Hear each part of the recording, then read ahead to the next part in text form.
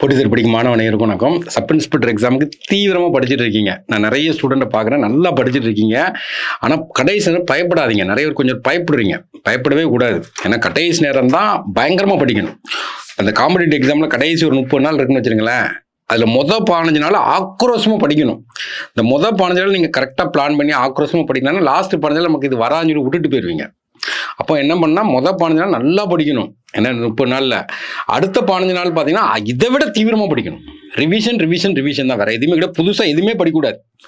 புதுசாக எதுவுமே படிக்காதீங்க. டெய்லியும் டெஸ்ட் போட்டு டைமை வேஸ்ட் பண்ணாதீங்க. நீங்கள் போட்ட டெஸ்ட் எல்லாம் எடுத்து திருப்பி பாருங்கள். ஏன்னா அதுக்கு தான் இன்றைக்கி ஒரு சின்ன ஒரு வீடியோ பாருங்கள். ஆக்சுவலாக வந்து 3G ஆக்சுவலாக பார்த்தீங்கன்னா நம்ம இந்த ஃபீல்டில் சூஸ் பண்ணுறதே நமக்கு கட்ஸ் இருக்கவங்க மட்டும் தான் சூஸ் பண்ணுவோம். வேறு எவனும் சூஸ் பண்ண மாட்டாங்க. ஏன்னா எல்லாரும் இன்றைக்கி உங்க கூட காலேஜில் நிறைய பேர் படிச்சிருப்பான். எல்லாரும் இந்த ஃபீல்டை சூஸ் பண்ணிப்பானா? கண்டிப்பாக கிடையாது. அப்போது ஒவ்வொருத்தருமே வாழ்க்கையில் முன்னேற எல்லாருமே பார்த்தீங்கன்னா ஒரு ரிஸ்க் எடுத்திருப்பாங்க. எந்த ஃபீல்டாக இருந்தாலும் ரிஸ்க் எடுக்காமல் எந்த கொம்பனுமே முன்னேற முடியாது. அப்போது ஒரு ரிஸ்க் எடுத்து தான் அவன் அடுத்த ஸ்டேஜுக்கு டாப்புக்கு போயிருப்பாங்க. எல்லாருடைய வாழ்க்கையில் சக்ஸஸ் ஆன எல்லாருமே பாருங்கள் ஒரு ரிஸ்க் எடுப்பான். ரிஸ்க் எடுக்காதவன் அப்படியே இருப்பான். அப்போ வந்து ரிஸ்க்குங்கிறது தான் கட்ஸு. ரிஸ்க் எடுக்கிறதுக்கு என்ன தேவை? கட்ஸ். நம்ம வந்து காம்படிட்டிவ் எக்ஸாம் படிக்க வந்திருக்கோம். காலேஜ் முடித்த பிறகு நம்ம இது ஒரு ஏமா உட்காந்து 2 வருஷம் 3 வருஷம் அப்படின்னு சொல்லி உட்காந்து படிச்சுட்டு இருக்கோம். நம்ம கூட இருக்கவங்களாம் வேலைக்கு போய் செட்டில் ஆகிருப்பான், கல்யாணம் முடிச்சு செட்டில் ஆகிருப்பான், எல்லாமே அப்படி இப்படி இருப்பான். அதெல்லாம் விட்டுட்டு நம்ம இங்கே இந்த ஃபீல்டில் உட்காந்து நம்பி உட்காந்து படிக்கணும்னு வச்சுருங்களா. அப்போ நமக்கு தேவை எவ்வளோ கட்ஸ் இருக்கும் நம்மகிட்ட. அதை நீங்கள் சந்தேகமே படக்கூடாது. அதனால் தைரியமாக உட்காந்து படிங்க. விட்டுறாதீங்க. லாஸ்ட் டைம் கடுமையாக படிங்க. எக்காரணத்தை கொண்டும் உங்களை வீக்காக இட போட்டுறாதீங்க. ஏன்னா நீங்கள் கட்ஸ் இருக்க போய் தான் அந்த ஃபீல்டை சர்வை பண்ணிட்டு இருக்கீங்க.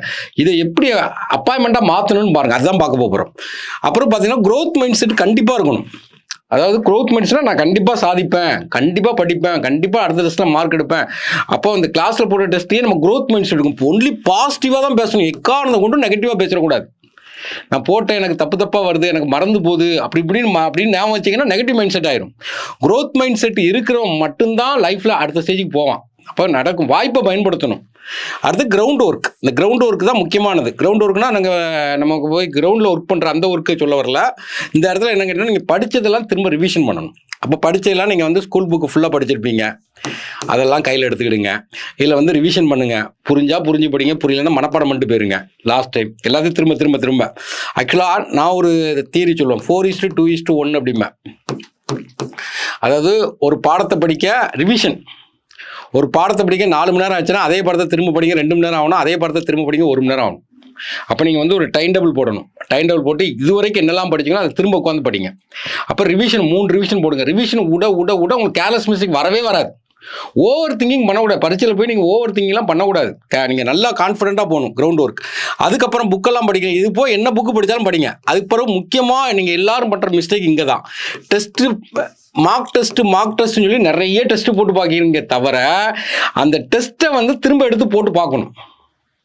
இன்னொன்று வந்து இந்த டெய்லி டெஸ்ட்லாம் போடாதீங்க. டைம் வேஸ்ட் ஆகும். உங்களுக்கு என்ன டெஸ்ட் செட் ஆகிருக்கு, நீங்கள் எங்கே படித்தாலும் பரவாயில்ல, எந்த செட்டு டெஸ்ட் ஆகிருக்கோ அந்த டெஸ்ட்டை எடுத்து நீங்கள் என்ன பண்ணால் திரும்ப ஒரு நம்ம எங்கெல்லாம் மிஸ்டேக் விட்டுருக்கோம் எடுத்து நீங்கள் போட்ட டெஸ்ட்டெல்லாம் எடுங்க, கையில் எடுங்க. இதை உட்காந்து இப்போமே இடையில 1-2 பார்த்துட்டு வாங்க. கடைசி ஒரு வாரம் இதை மட்டும் தான் நீங்கள் பார்த்துட்டு தான் கிரவுண்ட் ஒர்க். ஏன்னா கிரவுண்ட் ஒர்க் டெஸ்ட் ப்ராக்டிஸ் மட்டும் பாருங்கள். அப்புறம் லாஸ்ட்டில் நமக்கு எதெல்லாம் வராமல் இருக்கோ அதை மட்டும் தனியாக எடுத்து டெஸ்ட் போடுங்க. சைக்காலஜி வர மாட்டேக்கா, ஒரு சைக்காலஜி வராமல் ஒரு ஃபீலிங் கிடச்சிதுன்னு வச்சுக்கோங்களேன், 4 டெஸ்ட் போடுங்க. காலைல எந்திரிச்சோன்னு டெஸ்ட் போடுங்க, மத்தியானம் டெஸ்ட் போடுங்க, சாயந்தரம் டெஸ்ட் போடுங்க, நைட்டு டெஸ்ட் போடுங்க. அடுத்த நாள் இதேமாதிரி 4 டெஸ்ட் போடுங்க. சைக்காலஜியில் ஒரு அடாப்டேஷன் கிடைக்கும். இங்கிலீஷ் வர மாட்டேக்கா, இதேமாதிரி போடுங்க. தனியாக இங்கிலீஷை மட்டும் எடுத்து போட்டு பாருங்க. ஏன்னா அந்த மாதிரி 4 நாளாக போட்டு ஒரு கான்ஃபிடன்ஸ் லெவலில் கொடுக்கணும். இந்த கிரவுண்ட் ஒர்க் யார் பண்ணுறாங்க, அதாவது தரையில் இறங்கி வேலை பார்க்கணும்பாங்க. ஒருத்தர் கீழேருந்து மேலே வளர்ந்து வரணும்னு அழிக்கவே முடியாது. ஏன்னா அவன் கிரவுண்ட் ஒர்க் பண்ணியிருப்பான். ஆனால் மேலேருந்து வர்றவன் வந்து அழிஞ்சு போயிடுவான். அதனால கிரவுண்ட் ஒர்க் நீங்கள் படித்ததை திரும்ப படிக்கணும். டெஸ்ட் போட்ட இதுதான் எல்லாரும் மிஸ்டேக். நீங்கள் டெஸ்ட் வந்து இப்போ ஒரு டெஸ்ட் போட்டிருப்போம், அதுக்கு முன்னக்கூட்டி ஒரு டெஸ்ட் போட்டிருப்போம், அதுக்கு முன்னக்கூட்டி ஒரு டெஸ்ட் போவோம். எல்லா டெஸ்ட்டுமே தூசி தட்டுங்க. எடுத்து உட்காந்து நீங்கள் பாருங்கள் எங்கே மிஸ்டேக் வந்திருக்கு, அந்த தப்பு பரீட்சையில் வரக்கூடாது, ஏன் வந்துச்சுன்னு பாருங்கள். அதை நீங்கள் அனலைஸ் பண்ணாவே உறுதியாக வந்து ரேங்க் ஹோல்டராக மாறிடலாம். ஏன்னா அதெல்லாம் கிரவுண்ட் ஒர்க். அதான் 3G. ஏன்னா கட்ஸ் உங்கள்கிட்ட இருக்குது. ஏன்னா அடுத்தது பாசிட்டிவாக வச்சுக்கிறீங்க. இந்த 30 நாள் பார்த்தீங்கன்னா எண்ணங்களை பாசிட்டிவாக வச்சுக்கிறீங்க. அப்புறம் கிரவுண்ட் ஒர்க்கு டெய்லி ஒரு டைம் டேபிள் போடுங்க. டைம் டேபிள் போட்டு காலைல 4 மணிக்கு எந்திக்க போகிறோம், என்ன பண்ண போகிறோம்னு சொல்லிட்டு எழுதுங்க. அப்போ வரலாறு படிப்புன்னு போடக்கூடாது. நீங்கள் என்ன பண்ணணும்னு கேட்டிங்கன்னா, வரலாறுல எந்த பாடம் படிக்க போகிறோம் அப்படின்னு சொல்லி சிலபஸை வச்சு நம்ம ஷெடியூலை வச்சு நீங்கள் டைம் டேபிள் போட்டுக்கலாம். போட்டு இப்போ ஒரு 25 நாள் இருக்குன்னு வச்சுருவோமே, நம்ம ஒரு 15 நாள் அந்த டைம் டேபிள் முடிக்கிற மாதிரி பாருங்கள், ஃபுல்லாக கம்ப்ளீட்டாக. அதுக்கப்புறம் பார்த்தீங்கன்னா அதே சாப்டரை அதில் பாதி ஒரு 7 நாளில் முடிக்கிற மாதிரி பாருங்கள். அப்புறம் அதே சாப்டர் ஒரு 2 நாளில் முடிக்கிற மாதிரி பாருங்கள். 3 ரிவிஷன் வந்துட்டா ஆட்டோமேட்டிக்காக பாஸ் பண்ணிட்டு போயிடுவீங்க. அதனால் டைம் டேபிள் போட்டு உட்காந்து படிங்க. அடுத்தது, லாஸ்ட் டைம் வந்து புதுசாக எதுவுமே படிக்கக்கூடாது. ஏன்னா கடைசி டைம் வந்து புதுசாக படிக்கக்கூடாது. அதான் இல்லை சொல்கிறோம், லிமிட்டட் ரிசோர்ஸ் மேக்ஸிமம் ரிவிஷன். படிக்கக்கூடிய வால்யூம் கம்மியாக இருக்கணும், திரும்ப திரும்ப திரும்ப படிக்கணும். இந்த வால்யூமை கம்மியாக்குறது வந்து ஏற்கனவே நீங்கள் போட்ட டெஸ்ட்டு தான். டெஸ்ட்டில் எல்லாமே கவராக இருக்கும். அதை வச்சு இது என்னெல்லாம் கேட்பாங்க சைடில் எழுதி வச்சுட்டாவே போதும். அதை திரும்ப திரும்ப திரும்ப ரிவிஷன், மல்டிபிள் ரிவிஷன். எத்தனை தடவை ரிவிஷன் விட்டாலும் உங்களுடைய கான்ஃபிடன்ஸ் லெவல் கூட்டிகிட்டே இருக்கும். ஏன்னா அப்போ நீங்கள் படிக்க வேண்டியது ஸ்கூல் புக்கு படிக்கிங்க, மார்க் டெஸ்ட் பேப்பர் படிங்க, ஏற்கனவே படித்ததை மட்டும் திரும்ப படிங்க. எக்காரணத்துக்கு ஒன்றும் புதுசாக எதையுமே படிச்சிடக்கூடாது. ஏன்னா லாஸ்ட் டைம் உங்களை கன்வெர்ட் பண்ணுறக்காண்டி நிறைய இது தரும். பக்கத்தில் ஒரு ஃப்ரெண்டு ஒரு புதுசாக ஒரு ஜெராக்ஸ் வச்சிருப்பான், இதான் இதுல தான் கேட்காங்க அப்படிமா, நம்ம உடனே அதை ஜெராக்ஸ் எடுத்து படிப்போம். ஜெராக்ஸ் எடுத்து ஒரு நாள் பார்ப்போம், திரும்ப பழசுக்கு வருவோம். இதெல்லாம் உங்களை வந்து டைவெர்ட் பண்ணுறது. முதல்ல உங்கள் பிளான் தைரியமாக போட்டு அந்த பிளானை நோக்கி மட்டும்தான் நீங்கள் போகிற மாதிரி இருக்கணும். இப்போ ஃபோக்கஸ் பார்த்தீங்கன்னா லாஸ்ட் உங்களுக்கு தேவைங்கன்னா இந்த 60 கொஸ்டினில் தான் உங்களுக்கு ஃபோக்கஸ் இருக்கணும். அதில் சைக்காலஜி 40 கொஸ்டின் இருக்குன்னு வச்சுருங்களேன், திரும்ப திரும்ப திரும்ப போட்டு பாருங்கள். பார்த்துட்டு அதில் சைக்காலஜியில் 40 மார்க் எடுக்கிற மாதிரி பார்த்துக்கிடுங்க. அடுத்தது இங்கிலீஷு, சிலவங்க இங்கிலீஷ்க்கு இதாக இருக்காங்க, அதுக்கு தான் ஒரு ஒன்லைனர் ரெடி பண்ணுறேன். முடிஞ்ச அளவு புரிஞ்சு படிங்களா மனப்பாடம் பண்ணிட்டு போயிருங்க. கடைசியாக உங்களால் கெயின்லாம் பண்ண முடியாது. தமிழில் 10 மார்க் எடுக்கணும். ஃபோக்கஸ் இந்த இடத்துல நல்லா ஃபோக்கஸ் பண்ணுங்க. இது போல் 9th 10th புக்கை ஃபுல்லாக, ஆர்ட்ஸ் அண்ட் சயின்ஸுக்கு 9th 10th புக்கை ஃபுல்லாக படிச்சிருங்க. செலக்டிவாக 11th 12th உள்ளது பார்த்துக்கிடுவோம். முக்கியமாக பார்க்க வேண்டியது பாக்ஸ் கண்டென்ட், அந்த கலர் வித்தியாசமாக இருக்குது. அதை அந்த ஏரியாவில் அவளுக்கு கேட்டிருப்பான். இந்த லாஸ்ட்டுக்கு பழைய பிவிக்கு ஏன் இப்போ நம்ம சீரீஸ் போனோம்னா அந்த பிவிக்கு டச் வந்து நமக்கு தெரியணும். பழைய கொஷின் பிவிக்கு வந்து லைட்டாக பார்த்துக்கணும். ஏன்னா பிவி சக்ஸஸ் மந்திரால பார்க்கும்போது என்னென்னா அந்த பிவிக்கு உடைய டச் நமக்கு தேவை. இப்போ இயற்பியலில் பார்த்தீங்கன்னா அந்த electro magnetic race 7 electro magnetic race இருக்கும். அதுலேருந்து ஒரு கொஸ்டின் கேட்டுகிட்டே இருப்பான். என்னெல்லாம் இருக்குது ஒரு எக்ஸாம்பிள் சொல்கிறேன். காமா கதிர் இருக்கும், அடுத்து எக்ஸ்ரே இருக்கும், அடுத்து யூவி ரேஸ் இருக்கும், அடுத்து விசிபிள் ரேஸ் இருக்கும். விசிபிள்னா விப்ஜிஆர். அடுத்தது பார்த்தீங்கன்னா இன்ஃப்ராரெட் இருக்கும், ஏன்னா ஐயா இது. அடுத்தது பார்த்தீங்கன்னா மைக்ரோவேவ்ஸ் இருக்கும், ரேடியோவேவ்ஸ் இருக்கும், இன்ஃப்ராரெட். இப்போ இது காமா கதிர், அடுத்து எக்ஸ்ரே, அடுத்து யூவி, இது விசிபிள் விப்ஜிஆர். அடுத்தது பார்த்தீங்கன்னா அகச்சிவப்பு கதிர், மைக்ரோவேவ்ஸ், ரேடியோவேவ்ஸ். இந்த ரேடியோவேவ்ஸுங்கிறது என்னென்னா வேவ் லென்த் அதிகமாக இருக்கும். வேவ் லென்த் அதிகமாக இருக்கும்போது காமா கதிருக்கு வேவ் லென்த் கம்மியாக இருக்கும். அவன் கேட்பான் எது வேவ் லென்த் அதிகம் எது கம்மின்னு சொல்லி கேட்பான். வேவ் லென்த் வந்து கம்மியாக இருக்கும். வேவ் லென்த் கம்மியாக இருக்குன்னு வச்சுங்களேன், ஃப்ரீக்வன்சி அதிகமாக இருக்கும். அப்போ இங்கே ஃப்ரீக்வன்சி அதிகமாக, அப்போ ரேடியோ வேவ்ஸ்க்கு என்னென்னா ஃப்ரீக்வன்சி கம்மியாக இருக்கும். இதை வச்சு ஒரு கொஸ்டின் கேட்டுகிட்டே இருப்பாங்க, எது ஃப்ரீக்வன்சி அதிகம் எதுன்னு கேட்பான். இதான் டச்சு. அப்போ காமான்னு ஒருத்தர் இருக்கா, எக்ஸ்ரே கண்ணாடி போட்டுக்கிட்டான், யூவி ரேஸ் மூலமாக கலர் பார்க்குறான். விப்ஜிஆருங்கிறது கலர், ஐயர்னு நினச்சி பார்க்க எம்ஆர் நைட் ஏதோ ஒரு சம்திங் ஏதோ ஒரு கோடோடு வச்சு படிச்சு போய் அதான் டச்சு. இந்த மாதிரி நீங்கள் லைட்டாக டச் எடுத்துக்கிடணும். எல்லாத்துலேயுமே என்னென்ன மாதிரி கேட்குறான்னு சொல்லி டச் பண்ணிக்கணும். சக்ஸஸ் மந்திரான்னு பொறுத்த வரைக்கும் கேர்லெஸ் மிஸ்டேக் வரக்கூடாதுங்க. அது மன்னிக்க முடியாத குற்றம். தெரிஞ்ச கொஸ்டினே போய் பரிச்சையில் போய் தப்பு விட்டு வரையெல்லாம் மன்னிக்கவே முடியாது. நம்ம காம்படிட்டிவ் எக்ஸாம் வெறி கொண்டு படிச்சுட்டு இருக்கோம். அடுத்தவனுக்கு படிக்கிறது ஈஸி, ஏன்னா அடுத்தவனுக்கு வேலை பார்க்குறது ஈஸி. ஒரு குறிப்பிட்ட டைம் வேலை பார்த்துறாங்க. இது நமக்கே நம்ம படிச்சுட்டு இருக்கோம், நமக்கே நம்ம வேலை பார்த்துட்டு இருக்கோம். அப்போ காலையில் எழுந்தாலும் நைட் எழுந்தாலும் இதே திங்கிங்கில் இருக்கும். அவ்வளோ தூரம் கஷ்டப்பட்டு முடிச்சுட்டு கேர்லெஸ் மிஸ்டேக் விடவே கூடாது. இப்போ என்ன சார் பண்ணணும் அப்படிங்கிறீங்கன்னா, ஆக்சுவலாக ஒரு 3 ஃபேக்டர் தான் நீங்கள் படிக்க போறீங்க. Numbers, name, place. இதில் தான் உங்களுக்கு மிஸ்டேக் வரும், கேர்லெஸ் மிஸ்டேக். அப்போ நம்பர்ஸை ஃபுல்லாக ஒரு ஏரியாவை படிக்க போறீங்க, நம்பர்ஸை மட்டும் படிக்கணும். நம்பர்ஸ்னால் என்ன, இயராக இருக்கலாம். ஏன்னா 1969 என்ன இருக்கலாம், 89 என்ன இருக்கலாம், 1909 இருக்கலாம், என்ன நாள் இருக்கலாம். நீங்கள் ஒரு ஏரியா படிக்கணும்னா நம்பர்ஸை மட்டும் கண்ணை மூடி சொல்லி போகணும். இது போய் எத்தனை வருஷம் இருக்கலாம், 10வது 5வது 7வது இருக்கலாம், நம்பர்ஸை மட்டும் படிக்கணும். அங்கே தான் உங்களுக்கு கேர்லெஸ் மிஸ்டேக் வரும். இப்போ பஞ்சசீல கொள்கைன்னு போட்டிருப்பான், எந்த வருஷம் கேட்பான், அப்போ அங்கே உங்களுக்கு கேர்லெஸ் மிஸ்டேக் வரும். நம்பர்ஸை மட்டும் படிக்கணும். அதுக்கப்புறம் பேர், யார் யார் பங்கு பெறுறாங்க, எந்த தலைவர்கள் பங்கு பெறுறாங்க, அதெல்லாம் திரும்ப திரும்ப திரும்ப திரும்ப திரும்ப கொடுக்கணும். எங்கே வச்சு, பிளேஸு. அப்போ ஒரு ஏரியாவை படிக்கிறீங்க. இப்போ வந்து எக்ஸாம்பிளுக்கு 1857 சிப்பாய் கழகம் படிக்கிறீங்கன்னு வச்சுங்களேன், அதில் ஒரு நம்பர்ஸை மட்டும் படிக்கணும். May 10ன்னு ஒரு நம்பர் வரும், அப்போ அதை எடுத்து படிக்கிறோம். 1857 ஒரு நம்பர் வரும், அதை எடுத்து படிக்கிறோம். அதனோட முடிவு 1858ன்னு வரும், அதை எடுத்து படிக்கிறோம். பேராக படிக்கிறோம். இப்போ எல்லா பேரும் எடுத்து படிங்க, ஜான்சி ராணி பேரை படிங்க, எல்லா பேரையும் உட்காந்து படிங்க. அப்புறம் பிளேஸ் எங்கெங்கே நடக்குது, கான்பூரில் நடக்குது, மீரத்தில் நடக்குது, ஜான்சியில் நடக்குது, இப்போ உருவம் அப்படியே உட்காந்து ஒவ்வொரு ஆங்கிளாக திரும்ப உட்காந்து படிச்சுட்டே இருக்கணும். இந்த 3 கேர்லெஸ் மிஸ்டேக் வரவே ஒத்துக்கிடவே முடியாது. நான் ஒரு எக்ஸாமில் கேர்லெஸ் மிஸ்டேக் விட்டதுக்கெல்லாம் பார்த்தீங்கன்னா ஒரு 2 நாள் தூக்கமே வரல. அந்த அளவுக்கு தெரியாத கொஸ்டின் ஓகே, அதை எப்படி போட்டாலும் ஓகே, அது ஃப்ளூக்குன்னு வச்சுக்கலாம். தெரிஞ்ச கொஸ்டின் போய் படிச்சு தவிர அப்போ திரும்ப படிக்கணும். கேர்லெஸ் மிஸ்டேக் வராமல் இருக்கு, திரும்ப படிக்கணும். ஒரு பாயிண்ட். இன்னொரு பாயிண்ட் என்னன்னு கேட்டீங்கன்னா, கொஸ்டினை நல்லா அண்டர்ஸ்டாண்ட் பண்ணணும். பயங்கரமா அண்டர்ஸ்டாண்ட் பண்ணணும். அப்போ கொஸ்டினை நீங்க கேட்கும்போது பாத்தீங்கன்னா உங்களுக்கு 2 டைப் கொஸ்டின். உங்களுக்கு கொஸ்டின் கேட்கானா ஒன்று ஸ்டேட்மெண்ட் ஒரு கொடுத்து கேட்கான். ஸ்டேட்மெண்ட்ல கூட எதுல மிஸ்டேக் வருது அப்படின்னு சஸ்பெக்ட் பண்ணணும். நம்பர்ஸ் தான் இப்போ 7வது முறைன்னு போட்டிருப்பான், ஆனால் 6வது முறை தான் உண்மையில் இருக்கும். அப்போ அந்த மாதிரி நீ திங்க் பண்ணணும், எங்கே மிஸ்டேக் செட் பண்ணுறான், கொஸ்டின் எடுக்கணும், சந்தேகப்படணும். அப்போ கொஸ்டின் அண்டர்ஸ்டாண்ட் பண்ணணும். இப்போ பொறுத்துக்கன்னு வச்சுருங்களேன், நாளையுமே பொருத்தி பார்க்கணும். எதை கேட்கான், விச் இஸ் கரெக்ட்னு கேட்கான், அண்டர்லைன் பண்ணு. விச் இஸ் இன்கரெக்ட் கேட்க அண்டர்லைன் பண்ணு. கொஸ்டினை திரும்ப படி, தமிழ்லையும் படி, இங்கிலீஷ்லையும் படி, மனசுக்குள்ள எழுது. ஒரு 5 கொஸ்டின் படிச்சுட்டு இருக்கும்போது 6வது கொஸ்டின் பார்த்தீங்கன்னா உனக்கு மிஸ்டேக் வர வாய்ப்பு இருக்கும். வாய் விட்டு படிச்சிரு, எவனையும் கண்டுக்கிடாத.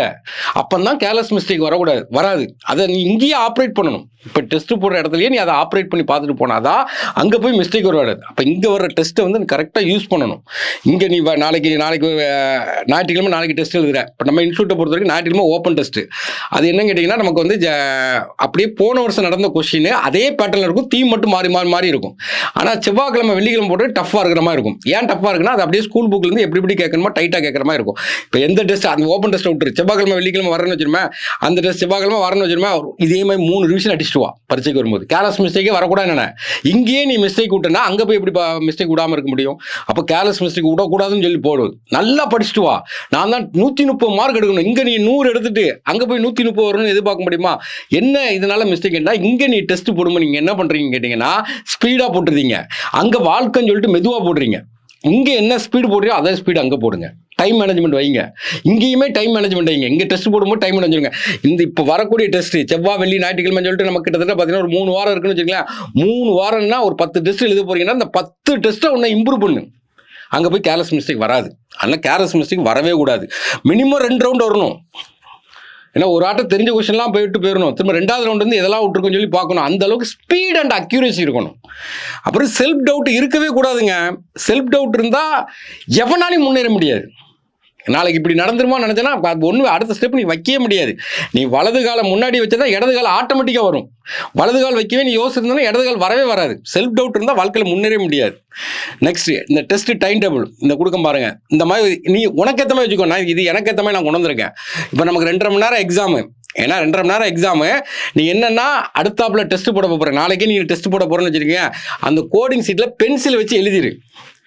உனக்குன்னு ஒரு மெத்தட் வச்சுக்கோ. இது நான் சொல்லியிருக்கேன், உனக்கேற்ற மெத்தடை மாற்ற வேண்டாம். எடுத்தோன்னே சைக்காலஜி போடு. ஏன்னா இது என்னுடைய ஐடியாலஜி. உனக்கு மாற்றினா மாற்றிக்கோ. ஏன்னா சைக்காலஜி கடைசியாக போட்டால் உனக்கு ஆன்சர் வராது. இப்போ சைக்காலஜியில் ஒரு 40 கொஸ்டின் இருக்குது, அதுக்கு ஒரு டைம் வச்சுக்கோ. காலைல 10 மணி, எத்தனை மணிக்கு எக்ஸாம் எழுதுனா, 2 மணிக்கு எழுதினாலும் 3 மணிக்கு எழுதினாலும் அந்த டைமில் இருந்து இப்போ 10 மணிக்கு டெஸ்ட் ஆரம்பிக்குன்னா அந்த கோடிங் சீட்லேயே நீ எழுதிடணும். சைக்காலஜின்னு சொல்லி பி போட்டு அந்த கோடிங் சீட்லேயே நம்ம என்ன பண்ணணும்னா 10 to 11 1 மணி நேரம் வச்சுக்கோ. ஸ்பீடாக போகணும். ஒரு கொஸ்டின் உனக்கு தெரியலன்னா டக்குன்னு ஸ்கிப் பண்ண தெரியணும். அந்த இடத்துல நமக்கு தெரியாமல் என்ன இருக்குன்னு சொல்லிட்டு ஈகோ டெஸ்ட் பண்ணிட்டு இருக்கக்கூடாது. ஸ்பீடாக போயிட்டு 11 மணிக்கு வரைக்கும் தான். அந்த 11 மணிக்குலாம் 2 ரவுண்டு வந்திருக்கணும். தெரிஞ்ச கொஸ்டின்லாம் ஒரு ரவுண்டு போடுற, தெரியாத கொஸ்டின் அடுத்த ரவுண்டு வந்து போட்டு முடிக்கிற. ப்ராக்டிஸ் பண்ணு. ப்ராக்டிஸ் பண்ண நல்லா படிச்சுட்டு போ, ஆட்டோமேட்டிக்காக வரும். நல்லா படி. இங்கே உள்ள எக்ஸாமையே நீ என்ன பண்ணு கேட்டனா, திரும்ப உட்காந்து நல்லா கவனிச்சு வந்து அட்டன் பண்ணு. 2வது எதை அட்டன் பண்ண போறேன்னு வச்சுக்கன்னா, இங்கிலீஷ் போடுற ஒரு 10 நிமிஷம் கையில் எடுத்துக்கோ. 10 நிமிஷம் 12 நிமிஷம் லெவலுக்கு ஏற்ற மாதிரி மாற்றிக்கோ. அப்போ இங்கிலீஷ் 11:10 முடிச்சிடணும். அந்த டைமில் நிற்கக்கூடாது. எக்காரணமும் டைமு களவாங்கக்கூடாது.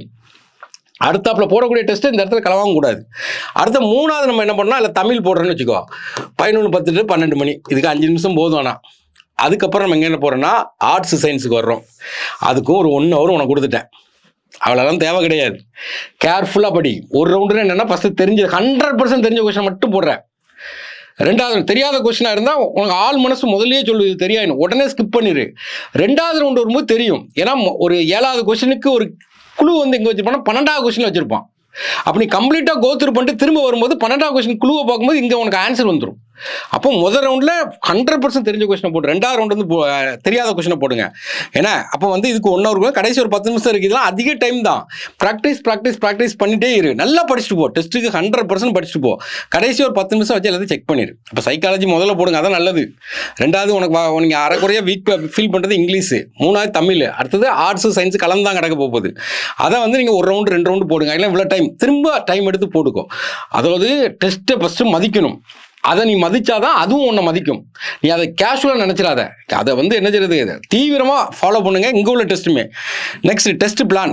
இப்போ ஒரு எக்ஸாம்பிள் சொல்கிறேன், நீங்கள் எங்கேனாலும் டெஸ்ட் போட்டுக்கிடுங்க. ஏதோ ஒரு பிளானை ஃபாலோ பண்ணியிருப்பீங்களா, அதை எடுத்து திரும்ப ஒரு வாட்டை ஃபாலோ பண்ணணும். இப்போ எக்ஸாம்பிளுக்கு இந்த ஷெடியூல், நம்ம ஷெடியூலை கொஞ்சம் எக்ஸ்பிளைன் பண்ணுறேன். இதே மாதிரி டெஸ்ட்டு முந்தின டெஸ்ட்டு போட்டிருப்பீங்க, இல்லை இன்னொரு இன்ஸ்டியூட்டில் போட்டிருப்பீங்க. எங்கே போட்டாலும் அதெல்லாம் எடுத்து வச்சு அதை ரீவேம் பண்ணணும்.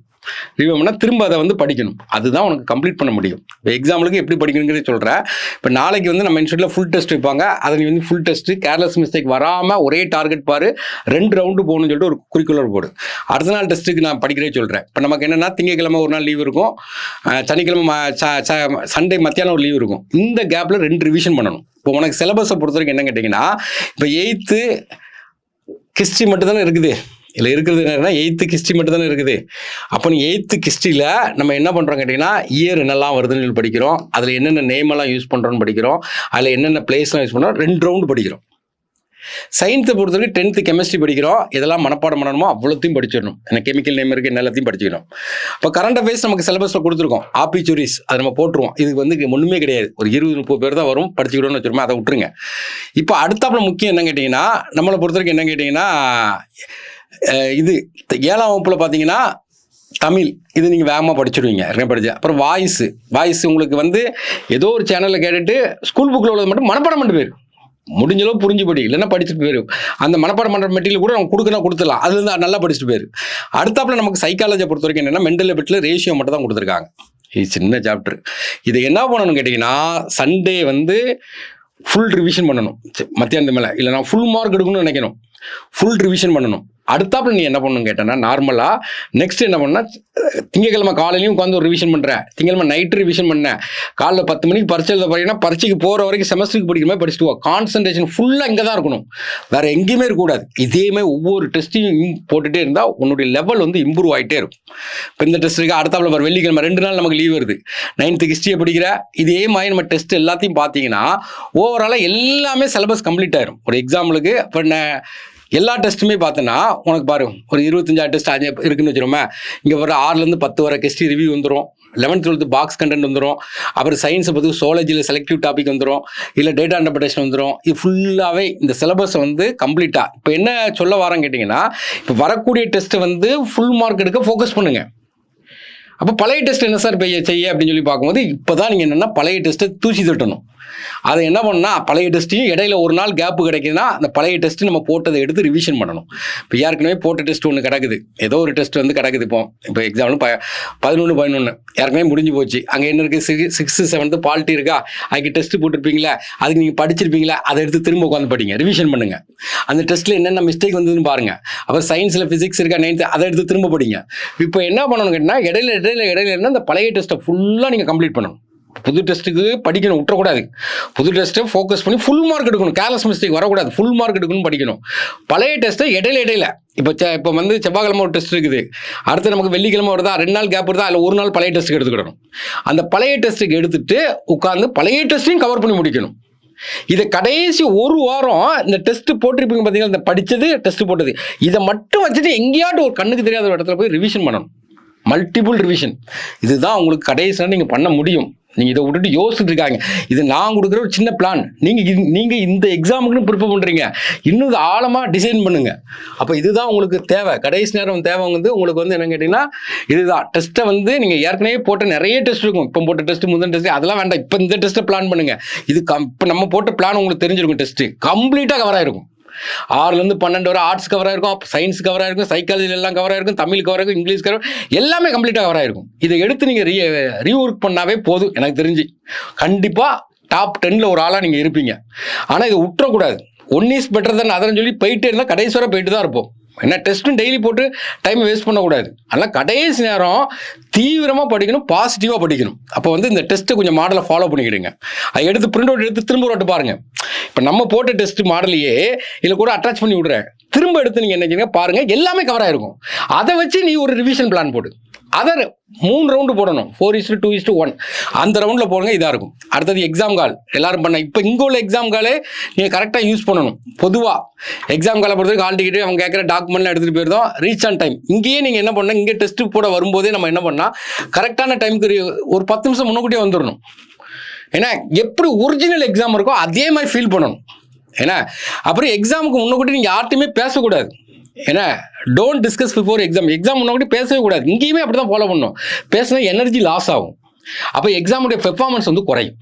ஏன்னா நம்ம நல்லா பேசி பாருங்க, உங்களுக்கு தெரியும்.